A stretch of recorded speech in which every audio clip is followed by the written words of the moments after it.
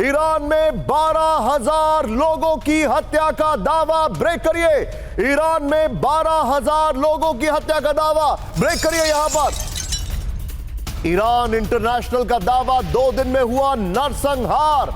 8 और 9 जनवरी की रात मारे गए 12,000 लोग। मारे गए लोगों में ज्यादातर 30 साल से कम उम्र के लोग। ये इस वक्त की बड़ी खबर, फुल स्क्रीन ब्रेकिंग दिखाइए। इस वक्त की बड़ी खबर, ईरान में 12,000 लोगों की हत्या का दावा। ईरान इंटरनेशनल का दावा, 2 दिन में हुआ नरसंहार। 8 और 9 जनवरी की रात मारे गए 12,000 लोग। मारे गए लोगों में ज्यादातर 30 साल से कम उम्र के लोग। विजय, ब्रेकिंग और शॉट दिखाइए जरा। ब्रेकिंग और शॉट, 12,000 लोग।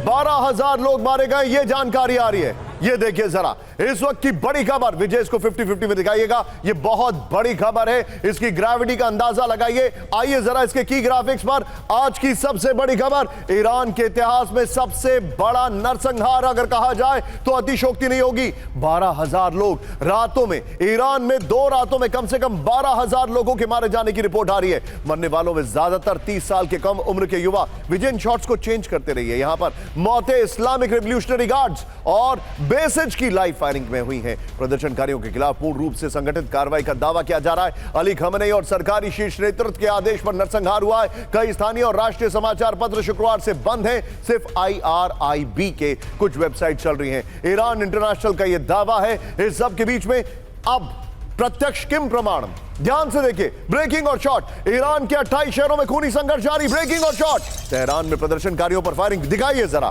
प्रदर्शनकारियों के खिलाफ AK-47 का इस्तेमाल। आमिर साहब, फर्स्ट ऑन TV9। हिंसक प्रदर्शन में अब तक 650 प्रदर्शनकारियों की मौत की खबर आ रही है। 650 की खबर यहां पर है। ईरान इंटरनेशनल 12,000 कह रहा है। इसको 6.5 को चेंज कर दीजिए जरा। मौत का आंकड़ा 6,000 के पार भी कहा जा रहा है, लेकिन अब 12,000 का आंकड़ा आ रहा है।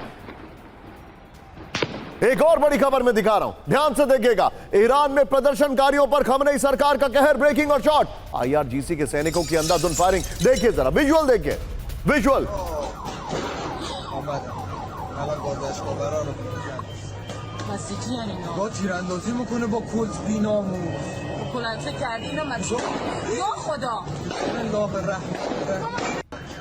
गोली बरसाते देखिए सुरक्षाकर्मी। आमिर साहब,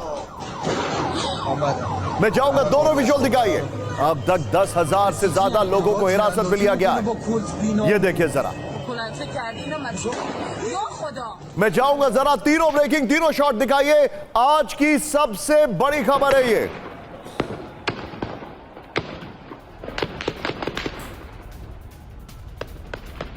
और सीधे चलिए, अनुज माथुर मेरे साथ है, उनके पास मैं चलूंगा। विजय, सिर्फ 2 ब्रेकिंग, 2 शॉट। चलिए, 12,000 वाली खबर लीजिएगा और ये जो तीसरी खबर है, ये 2 खबरें, बीच वाली को नॉकआउट करिए। सीधे चलिए अनुज सर,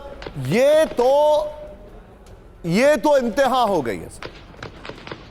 अगर एक मुल्क में अपने ही लोगों के ऊपर गोलियां बरसाई जाती हैं, उसको कंटेन करने के लिए, विजय ये शॉट्स चेंज करने के लिए मैंने बोला है, ये शॉट्स चेंज होंगे। अगर ये किया जा रहा है तो ये तो बहुत बहुत बहुत अनबिलीवेबल है सर। 12,000 लोगों की मौत, कल्पना करिए सर। निशांत, देखो ये बहुत ही ज्यादा भयावह तस्वीर है और मुझे लगता है कि इसका कुछ ना कुछ इलाज होना चाहिए। देखिए इस प्रकार सर, मैं आपसे एक छोटी सी बात बोलता हूं। अगर याद किसी भी छोटे न्यूक्लियर अटैक में या किसी भी केमिकल अटैक में हजारों लोग मारे जाते हैं और तब दुनिया के सारे संगठन एकजुट हो जाते हैं, राइट? क्या ये उससे कम कार्नेज है सर? नहीं, बिल्कुल। और अपने खुद के लोगों पे इस प्रकार का कार्नेज, इस प्रकार का भयावह अत्याचार, मुझे लगता है कि दुनिया के तमाम संगठनों को, चाहे वो UN हो, चाहे कोई और संगठन हो, चाहे कोई ह्यूमन राइट्स कमीशन हो, उनको सबको इसका संज्ञान लेने की आवश्यकता है और इसको किसी भी प्रकार से रोकना है। आप ये आप देखिए, जो ह्यूमन लाइफ है, इट इज इनह्यूमन। इससे ईरान या यूएस या उनका कोई मेरे हिसाब से लेना देना नहीं होना चाहिए। आपको पहले मानवता के ऊपर ध्यान देने की सर, मुझे एक बात आवश्यकता है। बताइए, और क्या इसको यूरोप आज रोकने इस के लिए वक्त- जो भी एक सेकंड Sorry, और please go ahead, Nishant, sir. Please. Nishant, जो भी मुझे लगता है कि इस समय जो ईरान का लीडरशिप है उनको स्वयं इस बात को सोचना चाहिए कि क्या किस प्रकार के देश कंडीशन उनके अपने देश में हो रही है, और मुझे इसको इस लीडरशिप को जाना पड़ेगा। मुझे मेरा ये मानना है। आप जो बता रहे हैं 12,000 लोग मारे गए हैं, ईरान इंटरनेशनल कर रहा है, it is know small thing. बहुत बड़ी खबर आप जो इसको ऐड किया है।